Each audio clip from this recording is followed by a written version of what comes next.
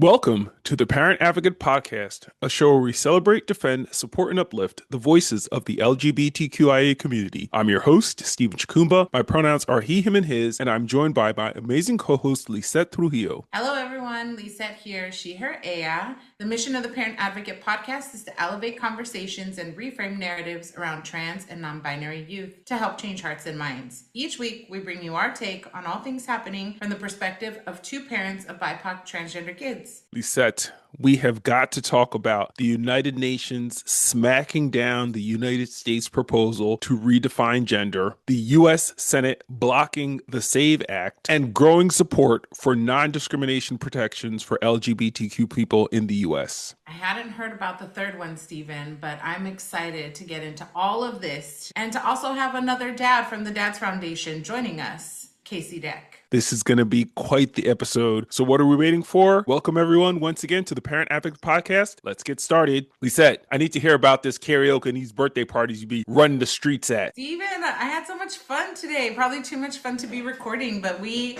had some drinks. We sang Careless Whisper. I sang some Bad Bunny. It was good. It was good times. But I want to hear about South by Southwest because we have not had a chance to catch up on all the amazing things that happened. Lisette, South by Southwest was everything I wanted it to be and more. Let me tell you about my 1 week in Austin, Texas of just a dream time. It was literally like I was in a dreamscape. First, we were in some balling ass Airbnbs in downtown Austin. We had two houses. We had the Black House, which was called the Black House. That was my house. And we had the White House, which was affectionately named Casablanca. I'm not going to say who was there, but the Black House in Casablanca, it was everything. Because there were like literally 30 people who flew from across the United States to be with us in Austin. Half of them in the one house, half of them in the other house. We had some people staying with friends in Austin. We had some people staying at the courtyard, but we had a gang of people with us in Austin. So that's thing one. Thing two is because we had two houses, we were cooking for each other. We were playing music during the day. We were doing spades. One spot had like a pitch and putt. Both houses had hot tubs. One spot had a sauna. So we were literally getting our vacation on at the same time. And we were screening the film. So we had our dad's t-shirts. You saw the t-shirt. And did Dwayne Wade get his t-shirt? Of course he did. And he was rocking it. He held it in his hand because he was dripped. You know, he couldn't change into the dad's t-shirt when he was wearing like couture. But wasn't nobody mad because in all those Getty shots, he's got the t-shirt balled up with the dad's logo shown on the front. So I wasn't even mad. But like I said, it was Dwayne Wade. So I'm chilling hard body with Dwayne Wade. Now, I don't want people to get upset when I tell them this, but me and D Wade were besties. We're besties. We were having like mano-a-mano conversations because we're like the same height. So we're looking each other dead in each other's faces and like having real intimate conversations. Like I didn't know that he hadn't gone fishing since he was a kid. Now, you've seen me like on the pier in the movie fishing, but I'm not really fishing. I was going to say fishing and floating. Yes, fishing and floating, but none of it was real. So Dwayne Wade is telling me he hasn't been fishing in a long time. And the last time he fished was like when he was a kid at the creek. Where did I fish last? Behind my house at the creek. And we were talking about catching catfish and suckers and all kinds of things you find in the creek behind your house. I'm not really in a boat or a kayak. I'm not really doing that. I'm doing some on land with my little bobber. So we commiserated about that. He's just so regular. Like you think celebrities and you see him popping bottles and you think, oh, this dude is like somebody highfalutin and fancy. He is regular, degular. He took pictures with all the dads. He got us into a huddle. He like, come on, bring it in, dads. And we did like a go dads thing. It was so nice. And of course, everyone loved the film. Everyone loved the film. There hasn't been a single person who has seen the film who has left unaffected. You are either crying or laughing or feeling deeply in your feels because that's what this movie does. We're walking around Austin 15, 20 deep with the dad's t-shirts and people are walking up. What's the dads about? Tell me about the dads. Or people hear about the dads and be like, oh, I want to see that. Literally, I felt like I was a proper celebrity the whole week. It was just so nice. I'm so looking forward to the rest of this festival season because if the start of it is any indication for how it's going to be received, child, we finna win an Oscar. I'm going to say it right now. I hope you win an Oscar. I hope it gets picked up and it's put in movie theaters. What I constantly think about, because I did get a chance to see it,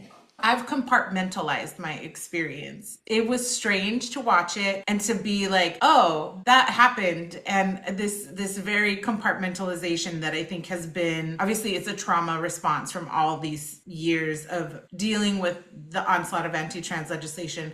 What I hope is that people see it and that we are no longer theoretical debate, because I feel like people get into like these like political debates and there's no point of reference to us being real people who have experienced real harm at the hands of our government. And so that's what I'm hoping this film will do. And I think if it goes into the movie theaters, if it goes onto a streaming platform, whatever it is, that people will actually take the time to watch it and recognize that they're talking about real people who have been and continue to be harmed. So I don't know if I shared this with you because again, I compartmentalized it and threw it out of my brain. But I spent Thanksgiving with some parents that and some friends that I've made out here. And one of them, their sister-in-law provides therapy for trans youth in the Netherlands. And so she's like, oh, I told my sister-in-law that I met you, blah, blah, blah. I shared your story. And then she's like, and then we were talking to someone else and they said, this other person said that all parents should be locked up, that you are all crazy and you should be locked up and criminalized for harming your children. And I just sort of looked at her and thought, here's someone who's like just debating without ever really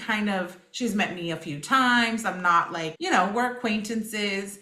But I feel like so much of the debate around trans youth and their families, and access to gender-affirming care, bathrooms, all the things, for most people around their kitchen tables, it's just debate. Right. And I know that the dads will help change that. Fingers crossed. No, I think it's happening. We had a reception after our screening on Sunday, and the night before we had gone out to one of the South by Southwest opening parties, the queer night party. And the security guard outside of the venue, we struck up a conversation. Wayne talks to everybody, and they gave us a discount essentially to get in. There were like 8 of us trying to get in when only one of us had actually made reservations. Everything required a reservation. And so we should not have gotten into that event. But this person saw us all and was like, I'm going to help you all get in. I asked their name, asked what they were doing for South by Southwest, what they were doing the following day, and if they wanted to come to our screening. They said yes. I said, I'll put your name down, give me your information, text it to me, X, Y, and Z. I'll help you on the list. The next day, they showed up at the theater. I got them into the theater. They watched the movie, and then we invited people to the reception after the screening. And they sat at the table with us, and we started talking about the way people felt about the movie X, Y, and Z. They told us that they had recently shared with their father that they were trans. And because of their sharing their story with their father felt comfortable enough to tell them that they were non-binary. This is a person who came to our film, saw the film, felt comfortable to tell their father about their gender identity, and their father then shared their suppressed knowledge of self, but felt courage, felt brave because their child was sharing their identity with them. And that's what I think this movie will inspire. It will inspire the types of dialogues and conversations that people are not having with people who know what's going on. They're having these kind of conversations in the abstract without being able to engage with people who are living through these experiences and actually have an informed perspective. If more people engaged with members of the LGBTQ plus community as opposed to talking about them and around them and without them, I think so much could change positively in this country. And I really think, to your point, that this movie getting out far and wide will help create that positive change that we all know is possible. What was your favorite, what's your peak and your pit, as they say? Give me your peak. Okay, so my peak and my pit are actually related. After day one, I lost my voice. I could not speak. I had a sore throat. I couldn't even whisper. AC, who is a voice therapist, told me I couldn't talk. And so all day I could not talk. And anyone who knows me knows that that's like a death sentence. Steven not talking is probably the worst thing you could do to me, period. The worst thing you could do is force me not to talk, but I couldn't talk all day. And so as we're driving to the event afterwards, we're all piled in this Ford Expedition Deluxe. It seats 10. We had people in the trunk. We had all these people, and we're driving, and it's perfectly silent. And Wayne says, This is so weird. Stephen not talking. Everyone then piled on to what it was like because I wasn't talking. And so they started making jokes at my expense and just they started going off on me. And it was the sweetest thing ever because even though I was at my lowest, and I will get them all back, let's be clear, they felt so off by the lack of Steven engaging in the moment. Like the bigness of my presence was missed. That felt really good to me. And then the fact that Wayne mentioned it gave them license to like rag on me for the rest of the time. It was just so nice being with all the dads, not at a retreat, and so many of us together celebrating something so momentous and so moving and so important. That was definitely the high. We could talk about South by. We could do a whole episode about South by, but we have a show to get to. So let's get to today's topics. All right, let's do it. Lisette, we talked about this a few weeks ago, but the United Nations Commission on the State of Women overwhelmingly rejected a proposal by the United States to redefine gender by sex assignment at birth and maintained a broader, more inclusive interpretation of the terms for international documents. On March 19th, the final day of the UN's 70th Annual Commission on the Status of Women Conference, the United States introduced a resolution. Maria Paolo Perdomo from the LGBTQ plus organization Outright International noted that it was a powerful moment of the world telling the US that it stops here. We follow the rules, and if you want to bring this, you have to do it appropriately with due process and with the truth. Essentially shutting down the foolishness and fuckery coming out of this administration. Stephen, I can't tell you what a relief it is to see the UN really take this stand, especially considering how we know that the Heritage Foundation has really made the UN its like focal point outside of US legislation, right? And so this was such a relief. I love seeing the EU take such a progressive stance, and I hope this continues. I mean, a few days ago, the UN convened and they put forth, not the UN, the EU convened, and the far right moved their proposal to bring an ICE-like agency to Europe. The world just feels like it's teeter-tottering on like good and evil and where will we be safest. And so seeing the UN do this kind of reaffirmed that things are still okay. I really want us to talk about what you just said because I think it's important. There is a battle of good and evil being waged across this globe right now. And sometimes it's really difficult to tell who's on what side because you're constantly being bombarded with propaganda. But I love expert level trolling that is happening in response. The way people are using AI to troll this motherfucker in the White House is literally chef's kiss level. And so I'm going to leave it there because this is not one of our today's topics, but I really had to just make that point that invariably when you do bad, you do reap what you sow. That's right. That's right. Karma is real. Okay, Stephen, with that, let's move on to Senate Democrats, who blocked a Republican-backed amendment on Saturday, March 21st, that would have banned transgender girls and women from participating in female school sports, rejecting an effort to attach it to the Trump-backed Save America Act. The amendment failed in a 49-41 vote as lawmakers remain deadlocked over the broader bill, which faces unified Democratic opposition and a hurdle of the 60-vote threshold needed to advance. Most people probably have no idea what the SAVE Act is because, as with most things that the Republicans try to do, they try to couch it in language that seems innocuous, seems innocent enough. The SAVE Act, it's a voting rights act which presumably will prevent fraudulent voting from taking place at our polls, which, as we all know, doesn't take place. Voting in the United States is perhaps one of the safest institutions we have in this country. The rate of fraud, the rate of people voting illegally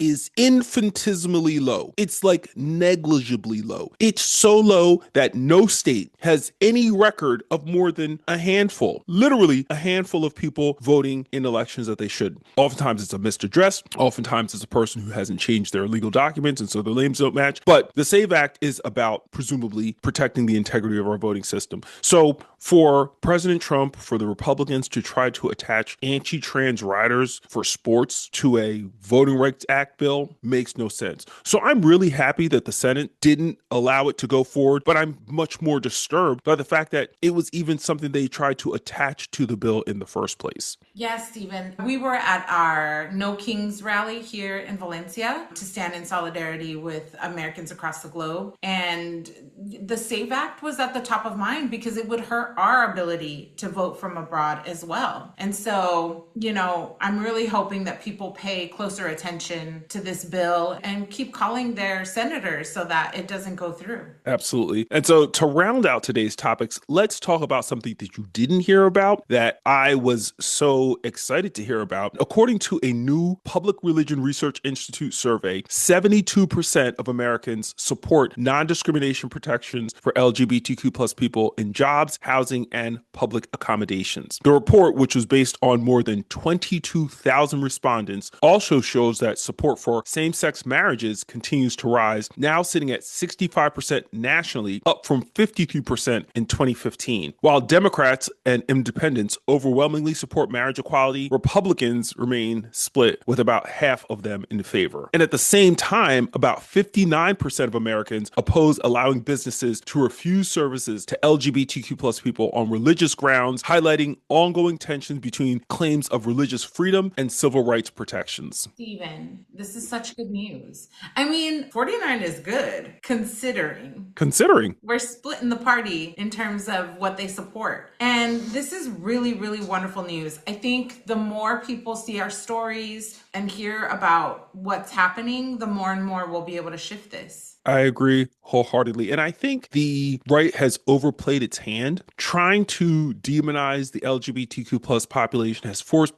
more people than would have cared otherwise, to pay attention to some of the arguments being made. And not for nothing, has increased the likelihood that you're going to encounter content that's going to make you rethink what you've been told. And I think in that there lies an opportunity. And perhaps that is where we're seeing this shift in opinion that says, hey, you know what? Maybe we are over indexing on demonizing and discriminating against LGBTQ plus people. And maybe it's time for enough to be enough. Agreed, Stephen. And if that's the, what do they call it? Tipping point? Yeah, then I guess all the trauma was worth it, maybe. I don't know. All right. If that's like the payoff, if that's the result, I don't know. Yeah, I hear you. Who knows? Who knows? I mean, ultimately, it remains to be seen. There are still hundreds of anti-LGBTQ plus bills, specifically anti-trans bills, floating in state houses across this country. And so until those bills are voted down and until the ones that have been enacted are repealed or revoked or deemed unconstitutional, we still have quite a ways to go. Yeah, I definitely don't want to sound flippant. Well, I think what I was thinking is like oftentimes we're very aware that the cruelty of the bills or the cruelty of what they're trying to do is the point. And this feels hopeful in that maybe people, their followers or people that they thought they were speaking to are not cruel in their core, right? That there's some humanity still there left. So this is great news. Well, let's talk to somebody who has a little bit of experience helping push some positive legislation across the line. Let's talk to Casey Deck. I'm so excited. Can't wait. Casey Deck is a dedicated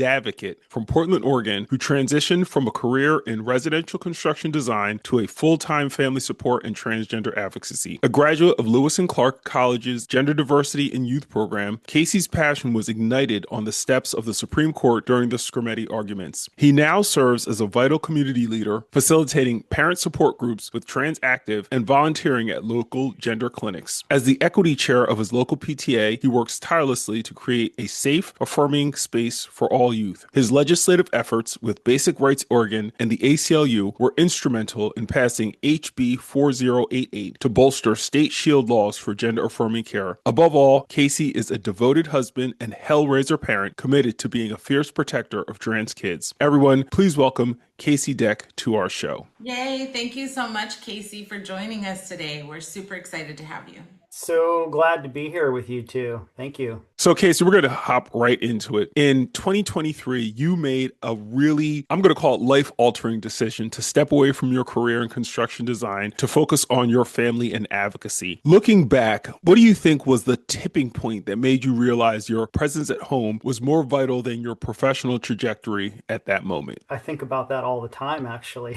I mean, what am I doing and how did I get here? And I found myself at a job that just wasn't all that fulfilling. I wasn't really sure that I was making people's lives better necessarily. I was making their kitchens better, but maybe not their whole lives better. I just kind of found my spot at this sort of like moral crossroads. Our kiddos are both teenagers and going through teen stuff. And one of them was a trans kid going through trans teen stuff. And I just decided that like I needed to hit the pause button. My wife and I talked about it and she's like, you shouldn't keep working for these folks, and it's burning you out. You're trying to save them and you're probably trying to save the wrong people, and my heart was definitely with my kids. So I paused. It wasn't I'm going to stop doing this for forever, but it was I'm going to stop doing this now. And then I got my feet under me after not working for a couple of months. It took a little while and we made some financial adjustments to not having my income and made a decision as a family for me to stay at home, kind of take care of the home front, smooth out some transition stuff with our kiddo and both kiddos. And about 6 months in, I just finally called myself a stay-at-home dad. And I think about the work that I did professionally and what it meant to me. And I was really proud of designing beautiful things and having people be happy with their homes that they lived in. But when I think about what I do now, I feel like I'm making a world a better place. It just feels so much better to be doing, and I'm so grateful to be able to do that. Not everyone can do that, and I'm just thrilled that I have the opportunity, and I'm kind of trying to make the most of it and help more people out there in the world. In your bio, you shared that hearing Chase Strangio on the Translash podcast was the catalyst for your trip to DC. When you stood on the steps of the Supreme Court during the Scrimetti arguments, what was the specific fire you felt that transformed you from the affirming father into a public protector? Well, we were all shook. All of us, you folks, all of us so shook after the election. I was in my certificate program and I got together with a group of parents locally and they're like, hey, you should listen to this podcast. As parents of trans kids just here in our neighborhood that kind of had gathered up. And I just remember hearing Chase say to Amara, like, it matters who's out in front of that courthouse, right? And it was something that I felt like I could do. In my family, I'm the one that usually has the crazy ideas. My wife usually grounds me a little bit. She listened to it and she just immediately is like, can you call your folks and have them come and watch the kids? We got to go. It was one of the biggest sort of like fast, great big decisions that we'd ever made. Like as a family, we went maybe a week before the arguments. We got our plane tickets. I never even been to Washington, D.C. before in my life. Somehow, as a West Coast person, I had never been there. And so I literally was walking up to the steps of the Supreme Court and putting my eyes on that building for the first time in my life with a handmade sign that my trans kid did for us. And we rolled up and we put it in our suitcase. And like it's powerful to go to Washington, D.C. and to see the core of the power and the history of it at all. And it was just like so powerful and moving. And that was before y'all started talking. Like I had made the commitment to be there and it meant a lot. At the time I felt like, well, we're coming from safe Oregon and this is a Tennessee law and we're not too worried about this affecting us in Oregon. That's changed now, right? But I didn't know y'all at all then, right? And I stood in that crowd and I just listened to Lizette. You and your family spoke, I think, kind of near the end, if I recall. I was so taken away by you. And of course, Daniel. It's just amazing to like see a kid up there just like putting his heart out there. But you know what like really took me is listening to Jose speak, and it resonated with me as a dad in a way that I hadn't ever heard before. And I felt just like deeply in that moment, like that guy needs my back. And there's a lot of people like that need my back. And if I have the wherewithal to step up and have someone's back like that, I have to do that. that was a powerful day for all of us there, and it was spontaneous to go. It was one of the like best decisions I've probably ever made for my family, and man, it lit the fuse of the rocket ship that I am or on, and every which way I look, I try to be involved now, and that was a moment for me that got me going. No, it's so interesting that you talk about that being your kind of entry into advocacy, because this morning Daniel was actually talking to me about how some of his friends were asking him, his new friends in school, they were like, what was it like to speak in front of the Supreme Court? Like, that's major. What was it like? And Daniel was like, it's one of the few times I remembered us being given a bodyguard. A lot of people don't know that, which is why I didn't go into the crowd. We had someone with us and we had someone watching over us, and there was all this worry around the administration, what this next rally was going to look like, and the fact that we needed someone in the just in case. I was grateful for the foresight of it. And also, it was jarring to consider the reality of our worries around personal safety were actually being considered in this moment. And so I had forgotten about that. And Daniel mentioned it to me this morning. In hearing you talk about this as your entryway, for us, it sort of feels like a few steps into like the culmination of where we are today, right? Without realizing that we would be across an ocean. Now, all the work you're doing for the dads is like phenomenal and necessary. But I'm curious to know like how you continue to stay brave and be courageous, because I think that's something that we've seen a lot of parents retract, and you're actually pushing forward in a moment that feels politically tenuous and scary. Yeah, it comes in waves. I have moments where I feel real anxious and feel like we got to go right now. And, I'm lucky enough to have a family around me, like my extended family and my folks. They're supportive of us in all things. They support me in that, and they leave space, because I wouldn't be able to do it if someone wasn't holding space for me or people or community. I have a lot of community. I don't know. I think I've always been a glass half full kind of person, and so I'm always like, hope, hope, hope, even if it's maybe not reality all the way, or I'm not thinking clearly about what could be, right? I had a moment after the election that I was like, if it's not me, then who is it gonna be? I do live in Portland, Oregon, and I'm a white man. And I recognize that and what comes with that. I feel like I have to. And I try to keep that healthy for me. You know what I mean? A lot of community, and a lot of like going out into the woods and just like grounding myself, doing some art every once in a while. Like I really have to like make self-care in whatever form that is, whether it's just like plopping myself in this community or that community and feeling the love, or just making sure that I get outside and get some fresh air and stand in the trees. Goes a long ways.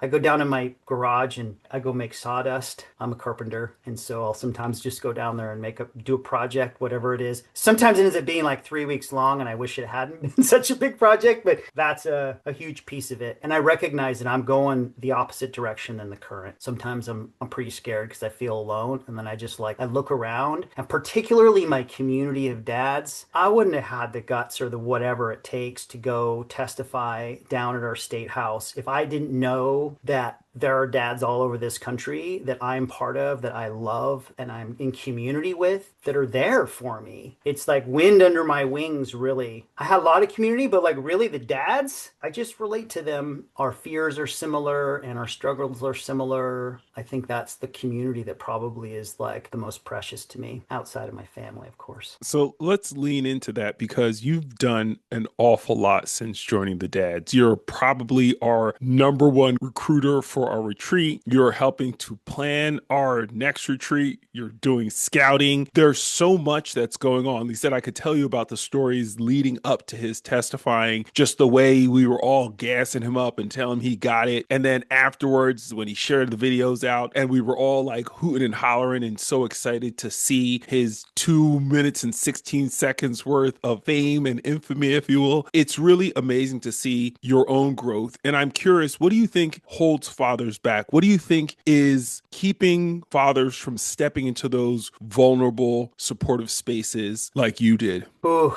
there's a lot of layers to that. Our society and patriarchy does no one any favors. I can speak to my own experience and I can't speak to someone else's experience, but I think particularly it's as harmful for men as it is for anybody, women or anyone, right? We are so conditioned. I use the term, the air that we breathe or the water that we swim in. And I had an experience watching my kid bloom that made me curious. And when I realized what could be, even just from the beginning, what could be that I didn't know could be about existence, I don't know, it made curiosity pop up in me. By doing that certificate program, it starts with history, right? And I just remember staying late after a lecture and talking to the instructor with my mind just like blown at me realizing the water around me that I was swimming in that I couldn't see because I was just in it, right? Was poisonous. And I didn't know. And I think that finding an opening for folks like I have this opening with my kiddo, right? My kiddo showed me this what could be, and then that just led me to a door, and I opened it, and then I realized that this whole thing is just like this gender is just made up, and that's pretty scary for a lot of men. Most, I would say, in Western culture. We are downstream from this colonialism and a system of patriarchy that's been in place for 7,000 years. And to say that something else is the way it actually is, people just don't believe you. Part of what I see so crystal clear with our dads is the common thread is that nobody flinches on how much we love our kid. I'm like, why doesn't everybody just love their kid this much? Like, how do I love my kid enough that I'm just willing to go be uncomfortable? I think the other piece of that that's so hard for folks, men, is that they have a hard time loving themselves because they've never been ever told that they can do that. They measure themselves in completely different ways. And back to your question, which was, how do we reach those folks? How do we show them the door and then tell them, like, it's okay, just open that door. It isn't going to hurt you. It might blow your mind. You're going to have to do some work and you have to take care of yourself. But if you remember that you were a little kid once and needed to be loved and taken care of, you can remember that, hopefully is a soft enough opening. That's hard.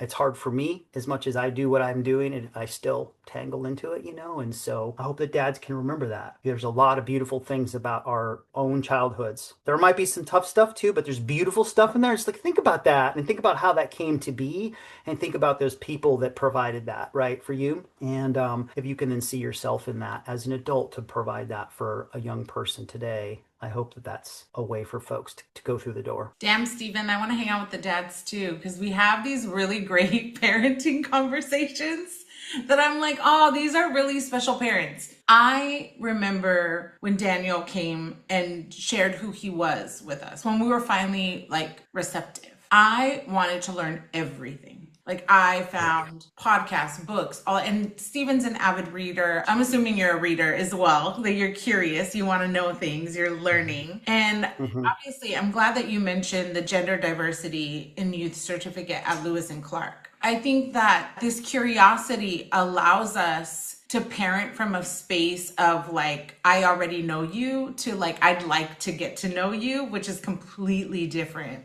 than the way we were parented. You're saying something really profound, that there were people in your life who loved you and mirrored what that nurturing should look like. Can you give us an example? And in giving us that example, what are like 2 books or podcasts you would recommend to a father who's listening or a parent who's listening to us right now?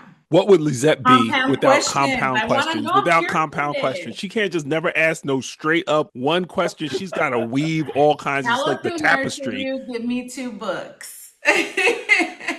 Again, I'm an expert at the life I've lived, so I can say this is what, made a difference to me. I read the Maine's book, right? Becoming Nicole, and that was a pretty foundational thing. I was pretty moved by that, right? And but that also just like landed when I was where I was at that point, right? And it was pretty early in my journey, and so that one really jumped out. Before the election and how things were going, like there was books until 2 or 3 years ago, and then I feel like there's a real need for there to be now books, right? That acknowledges what we are up against now. I like the Stephen, help me. Who is the what you were expecting when you weren't expecting this? Rebecca Minor. I really appreciate Rebecca Miner's book because it really is acknowledging where we are now, as well as as well as anything can be, going through that publication process and the lag. And it's like what was 6 months ago is like a different reality. But I love Translash podcast. I always go back to that one. I love that one because I think about my trans teenager and I often see like proof of future. I see my son as an adult. Like it just helps me see that, and I really appreciate that. Just north of Portland here in Vancouver, there's a therapy group called the Wild Heart Society. It's a group of therapists. They built this practice together, and all they do is support gender expansive kiddos and their families. There is a podcast that they put out, I think maybe started during the pandemic, called Camp Wild Heart, and that was something for me. It was kind of a step by step guide for me. And then as we went down that process, and then like our endocrinologist was on there, and I just felt so like I was doing the right thing, And so Mackenzie Dunham is the director up there, and has done that podcast. And I think I'm not sure if where they're at with their episodes or paused. I don't know that it's a regular thing now, but those are pretty big pieces for me. The Yellow Book. What's the Yellow Book? I can't. The She Yellow said Book. two. She said two. You gonna give us your whole library? Like, come on now. We got an hour show. You need to stop it. And I'm not gonna say anything about the fact that you didn't say the Parent Advocate podcast. Like, I'm not gonna get offended at the fact that that wasn't like the first thing you said. You know what really helped me on my path to support my child was y'all podcast. I'm not gonna be mad that you didn't say that. That's fine. That's fine. That's fine. It's all right. So actually, no, I have a real question, because I always say the kid's not the problem. The adults are the problem. And it's so often when I speak to fathers, when I speak to parents, they're always talking about what they expected. They expected to walk their daughter down the aisle. They expected to have kids. They had all these expectations. And both parents, mothers and fathers, caregivers, have expectations for what their children are or aren't going to be, are or aren't going to do. And that's a really big blocker for them accepting who they have as a child. How have you helped in your role as a facilitator at Transactive help fathers get past those expectations, those ideas for their children's future that's shaped not by their children, but shaped by their own imagination and their own expectations? How have you done that? Well, I think at a sort of like the most basic level, facilitating, as I've come to be and trained and so forth, is really about container holding, right? Which is like you're just going to provide this safe space. You do need to go through a process of letting people kind of take their armor off at the beginning part of a meeting, be able to be vulnerable. I don't necessarily feel like I have to have answers as much as that those parents, maybe like those dads who are stuck, whether it's like mourning, that they're mourning that they've lost something, which I try not to correct them. If they're early in their process, if they can share that out, I wanted this. I just imagined I was going to walk my daughter down the aisle. And that's not going to happen now. Just giving them the safe space with other parents to be able to share that that's a thing that they kind of have. It isn't meant to be therapy. It's just meant to be like, you're with other parents, right, who you feel safe with. That's important work. It's been hard as a chatty person to not want to just start chatting and tell them how it all should be. They got to get that out, because if that doesn't come out there, or they don't have maybe therapy for it to come out at, it's stuck in there and it's going to be real hard to move forward. And so just sort of creating a safe space. I aim to not talk. Which isn't easy for me, but that's what I do. And I don't have some like on high wisdom. I think that's important that we have people in our community. When I need that, I look to trans folks to tell me maybe what that is. Trans elders. I've been fortunate enough to have a couple of really great mentors, older trans folks, that I wouldn't be where I am here today without those people guiding me in important moments and like spinning my head around and saying, yeah, dad, we need more dads. I am here because Jen Burleton that started Transactive is like, you are underrepresented and you showing up matters a bunch. And I didn't understand anything, but I really heard that and I went, okay, I got it. And I get get it a lot more now. When I was in Austin a couple of weeks ago and we watched that film, and I'm like, yep, nobody could deliver what we just delivered. The storytelling of our lives, like we are in such a unique place to do that. And like that was wisdom that I was given by a 70-year-old trans woman who was just like, look, you are needed out there. And if you're curious, go. You're more patient than I am, so I'm glad that they have you. You were instrumental in helping pass HB 4088 in Oregon to bolster shield laws. For parents living in the state where these protections don't exist yet, what is the most effective way for them to begin to organize and make their voices heard by legislators? My involvement with this legislation was the first time. And again, I got my superpowers from being in community with you. Was that right? Like truly listening to like, okay, the legislative sessions are going to happen. And I was just sort of lost in all of it. And the folks at Basic Rights Oregon wanted to come in and sort of chat with our parent group. And so I was in contact with them. And then they just reached out to me. These are the lobby policy writing folks, right, who are partnered with ACLU in Oregon. So it was all brand new to me, sort of how this process worked. And they asked me if I would like to testify. It gave me like 2 days heads up. They were very deliberate. They kept a very low profile leading up to legislation. So the opposition couldn't get super well organized, right? They were very organized and kind of kept their head down. Hopefully I'm not blowing their cover for future tactics, but like kept it kind of quiet, got organized, put a phenomenal team of folks together. And they plugged me in as a parent who could speak to a personal experience about having lost healthcare that's legal here, right? I had no idea that first day I testified that I was going to be the only parent. I definitely didn't know I was going to be the only dad, and I definitely didn't know that I was going to be last. I don't know how it all kind of came to be, but I guess I was the closer. And I just told my story, and it was emotional for me. And I think that people that make decisions don't hear from parents. Like they just don't hear our stories. There are other folks that maybe represent parents, but when you actually have the family, and that's tricky because you ask like, how do you sort of feel safe? How do you put yourself out there? And I don't know if I would do this if I was in another state. I'm not sure. I think I would have to put a lot of precautions in place for my family. I doubt that I would go in person. I think I might just call in to testify over the TV. When I was in Austin, I actually sat at a table when we were all having our dinner together on Sunday night. I actually sat at a table with some local folks who are friends with our group, and they do that work in Texas. And it was so great because I just shared what I did, and they're like, as lobbyists, they're like, you are exactly the most powerful voice in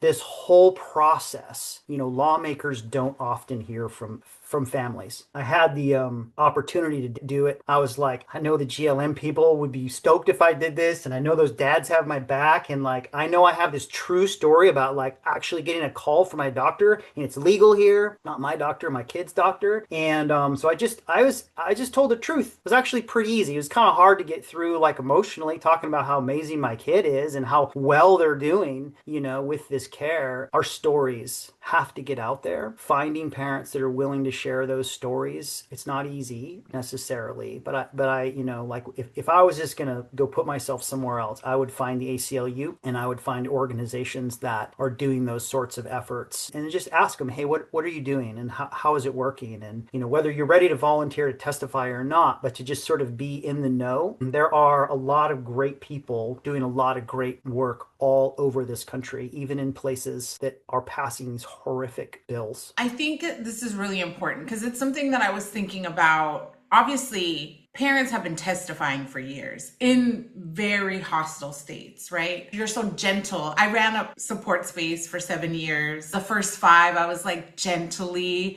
going to coffees, lunches, dinners, like, you got this, hearing stories that were hard to hear and seeing, parents really tiptoe around support in harmful ways and doing everything I could. And oftentimes, because I'm a woman of color, I was not trusted as an expert, even though I was doing policy work, messaging work, like I was doing things at the state and national level. So I'm curious because you're talking about one state over, all of a sudden having a bathroom ban, right? We're talking about Tennessee wanting to register lists. And we still have parents coming into spaces saying, I am so sad that I won't walk my child down the aisle. When there's like material, like the material harm is real. And so I'm wondering, how do we hold those two truths in parent support spaces? Mm. Because I find that parent support spaces actually hinder movement work. They center cis fragility. They Mhm. allow parents to pat themselves on the back in ways that still do not ensure the safety and well-being of trans people, because they like to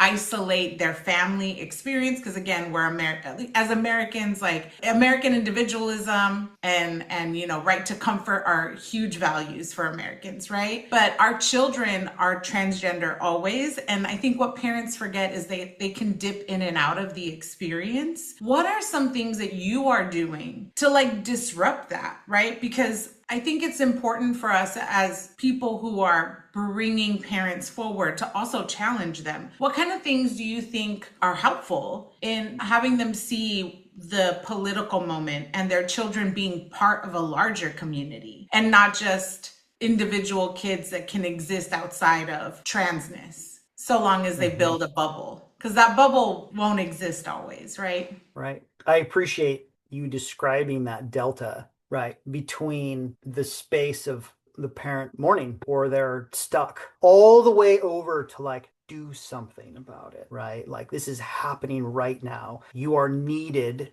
right now at the state house and you're stuck on this going down the aisle idea. And those seem like 1,000 miles apart from each other. I can tell how much people in my support group and in my community circles, I don't know, I guess they're happy to know me or they're so glad to hear that I do what I'm doing, you know what I mean? And they say that outwardly. They're like, that's so great, that's so great. And it seems like 100 miles away for them to then just go, can I help? Is there a space for me there? I think especially in this climate of fear, they're so afraid to take that step. And I understand, right? I mean, I'm able to take that step because I've just like piles of community around me and I really focus on taking care of myself and it's still hard. I think a lot of folks almost are afraid to come and even be in community.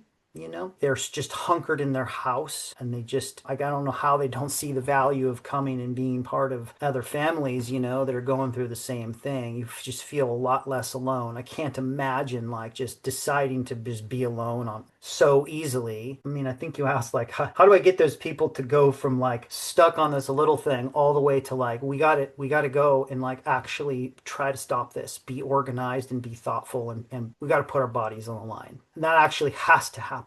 We have to do that. And white folks haven't ever had to do that. Systemically, they haven't had to do that. I try to be a good example of that change can happen, right? I mean, I try to lead by example, bang the drum as hard as I can on like, please send your testimony in, please consider it. And I do get traction. I do get, interestingly, like, I feel like I get the most engagement. And I think this makes sense, but with parents of young gender diverse kiddos, 8 or younger. And we have a lot of those families. Those parents seemed, maybe because they're younger, I don't know, they seem to be more curious and they want to know more and they want to build their knowledge to build a runway proactively for their young kid to then like live through this experience of getting older, right? Like like they're trying to be out in front as well as they can, understand things, what the future holds. And I get it. I have 2 teenagers. Like it's hard, right? Like you're gonna do one more thing on top of just trying to like get your kid off of a screen or just, whatever, get ready, or did you eat breakfast, or like you're gonna wear a t-shirt today, it's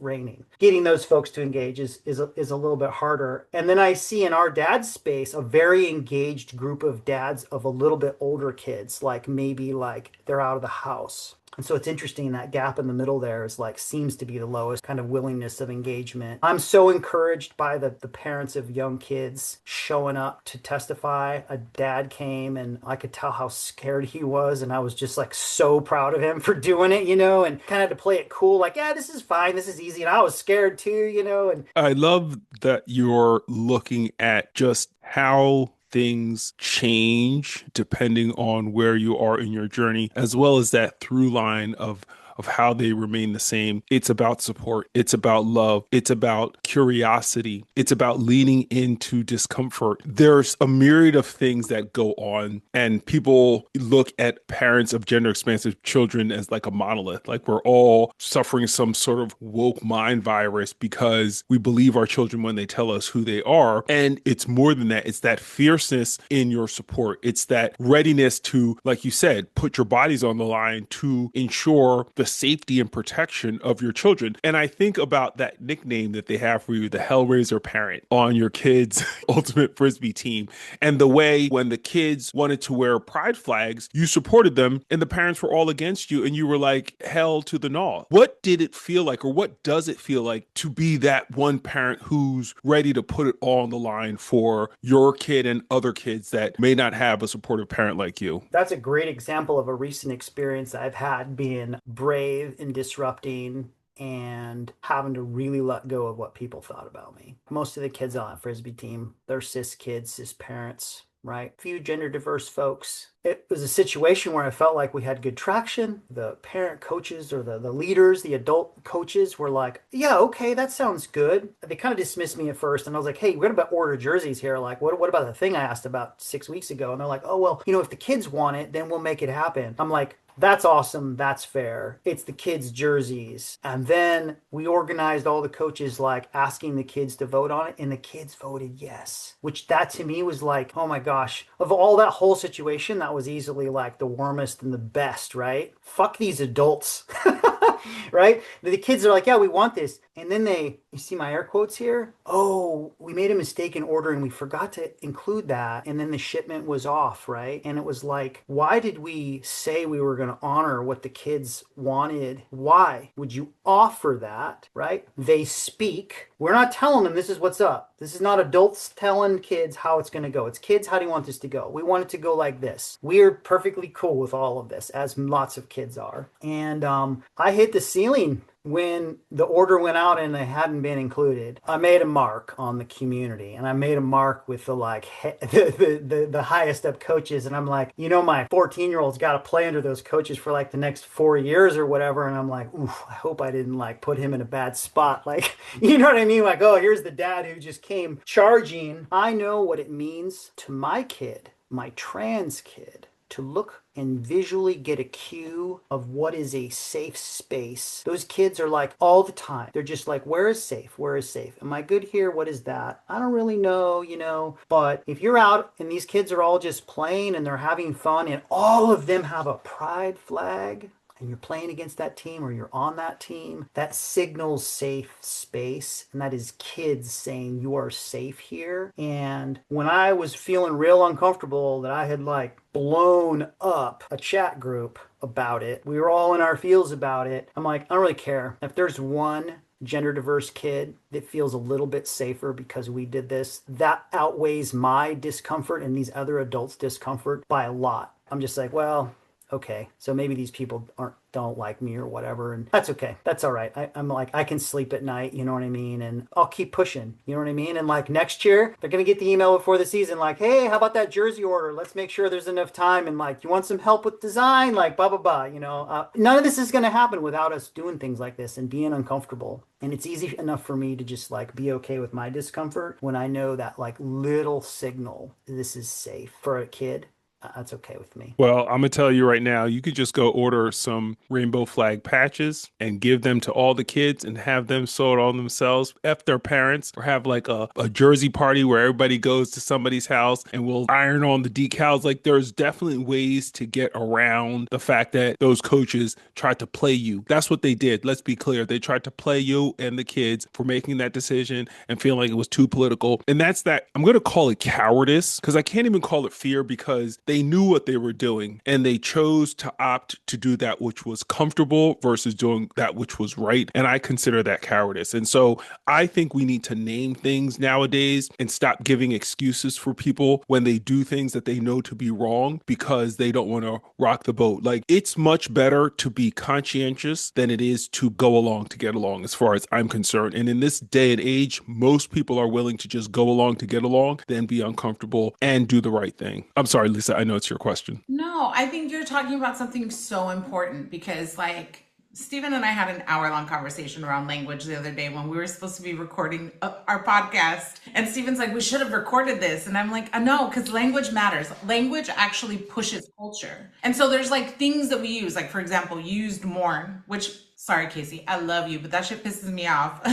I don't really curse on here.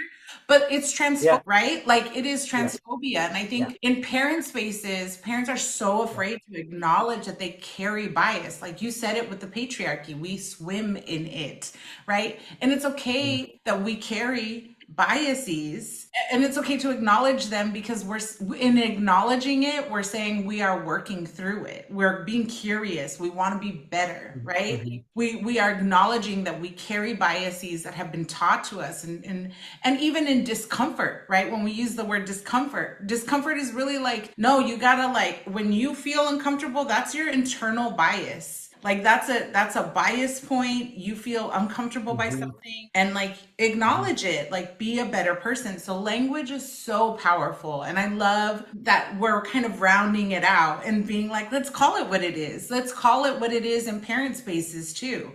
Like, okay, yeah, like Daniel's therapist, who was my therapist for a long time, was like, we use soft language. Like he was very kind as a therapist because I was facilitating at this point. I was like, I'm so mad. I'm so tired of this conversation. And he was like, I think the reality for parents is that you can carry a bias, but when that bias becomes an excuse that you carry past a year, then you're really just hunkering down on your discrimination of something, right? And oftentimes we don't push harder for people to like love harder.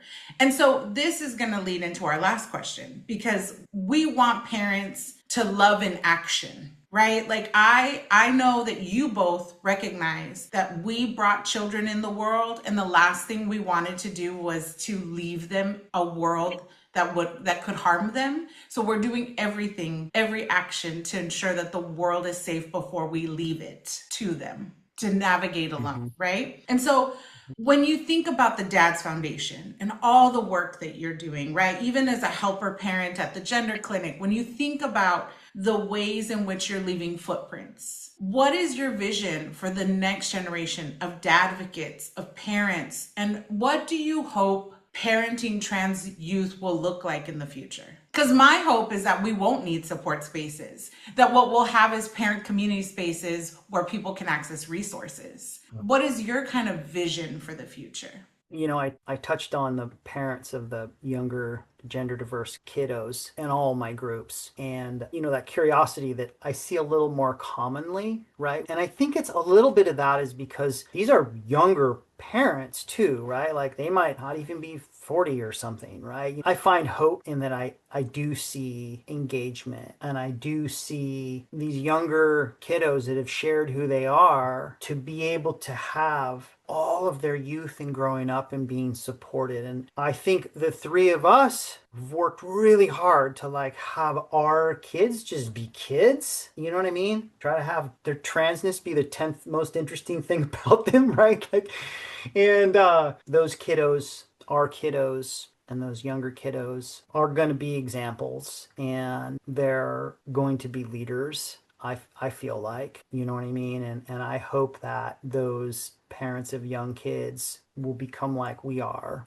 as the kids are leaving the house or going to college or something like that. And it will look different then, but I hope that we are plowing through this hard ground right now, right? To leave it a little bit better behind us for something a little better to grow in. This whole opposition to this perception that our kids, I don't know, the resistance, the fuckery, right? It's so inflated. It's so just like blown up just to be a wedge issue and just to be political and just to divide us. And I hope that we'll be able to look back at this moment in history and be like, well, that was this terrible fascist movement. And people were willing to be brave and push through and not just go hide and not just disappear, right? That we can support those youngest kids now to be the future leaders, right? And just show the world like, look, we're just people having human experience here, just the same as anybody else. I'm excited for the future. That's maybe my like super optimistic self, but I think that we're putting down an important path for people to follow. And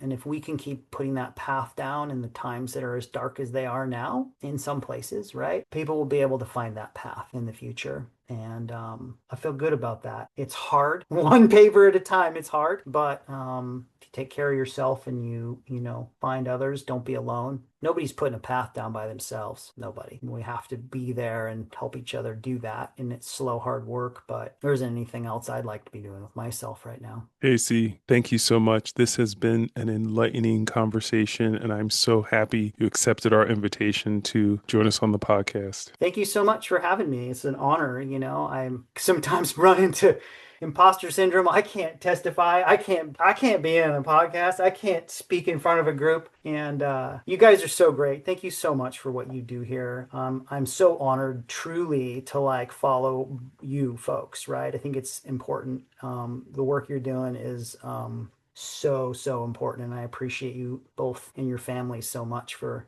doing it. I just want to say that there is no imposter syndrome because it's a public forum. I wish more parents would show up. First of all, accessibility. It's done during the day when people are working on purpose. So we'll just lay that out when we talk about legislative session. But to show up and to like demand that you are protected is democracy in action. And I think it's really beautiful. I just want to say thank you so much for being here, for being part of this conversation.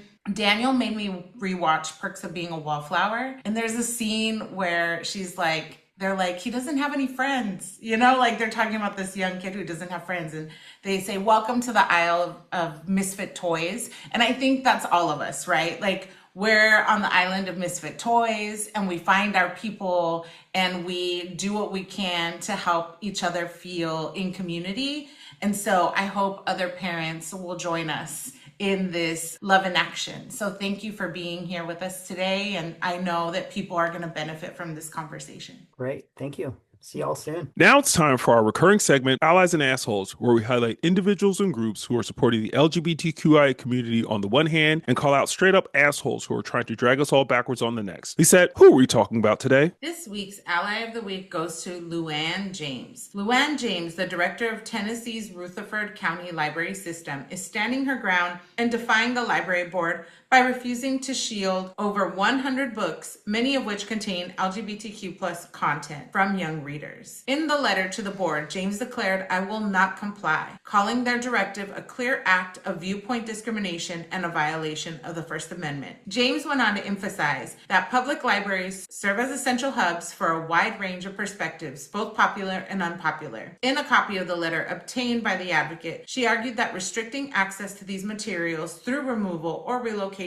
is a direct violation of the community's right to information and an infringement on the fundamental principles of free speech. All right, can we just talk about how Luann is a badass? She is a librarian in Tennessee standing up to ensure that books highlighting, written by, and for LGBTQ plus people are not pulled from the library shelves, and she's standing on business. You better work, Luann. Stephen, it's always the librarians that protect our First Amendment rights. And so this is why Luann James is our Ally of the Week. Congratulations to Luann James. Now on to our Asshole of the Week. Lisette, this week's asshole goes to the Portuguese Parliament. The Portuguese Parliament recently passed the first reading of 3 bills that would significantly roll back transgender and intersex rights, including the repeal of the country's landmark 2018 self-identification law. Supported by right-wing parties, the proposed legislation seeks to reintroduce medical gatekeeping for legal gender changes, banning gender-affirming care for minors, and permit non-consensual surgeries on intersex children. These measures mirror anti-LGBTQ plus tactics used by the American far right and represent a major regressive shift for a nation previously regarded as a global leader in human rights. So, Stephen, I don't know how all of the legal workings work out here, but for people listening to this sounds horrible and it sounds awful, but I want to remind families who just moved to Portugal or families who are in the process that it's a first read. and nothing that they pass can go against the EU law. I think this is a reminder that the project in the US is global, and we have to stay vigilant and we have to keep fighting back to ensure that these types of laws don't get rolled back in progressive places, and also stay hopeful that the EU will continue to stand its ground and not allow these types of laws to go into effect in their participating countries. I think it's important to just reinforce what you just said. The first is that there is an effort, a global effort to pull us all back into the dark ages, to strip protections and rights away from people for no other reason than to further an far right agenda. And that should be alarming to everyone. And this is why the Portuguese parliament is our asshole of the week. Well, that's our show for today, folks. I got to give it up to today's guest, Casey Dack, for joining us today. And I got to give it up to my co-host, Lisette Trujillo, for keeping us calm, even in the face of fuckery, each and every week. And Steven, I gotta give it to you because you created a whole foundation. You made a second movie. You're like doing things. You're helping dads be better dads to their trans and non-binary kiddos. And so we couldn't do this without you, this podcast, and or the advocacy that we do. And we also couldn't do this without all of you, our listeners. So thank you for tuning in to the Parent Advocate Podcast. And folks, please be sure to subscribe to our podcast, YouTube, and Substacks. Follow us on Instagram and my TikTok, and do everything you've got to do to stay up to date with everything going on here at the Parent Advocate Podcast. Goodbye.